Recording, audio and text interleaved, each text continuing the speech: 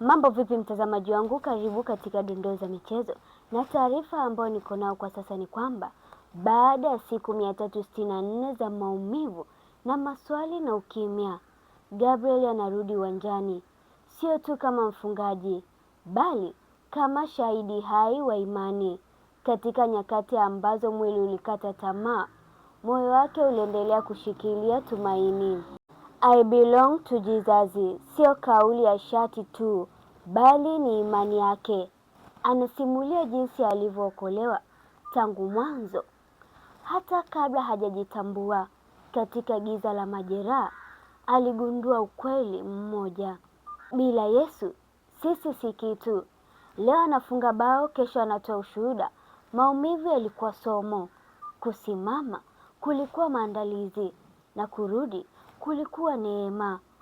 Ujumbe wake kwa dunia ni mmoja tu: amini mchakato, mwamini Yesu, endelea kusonga mbele.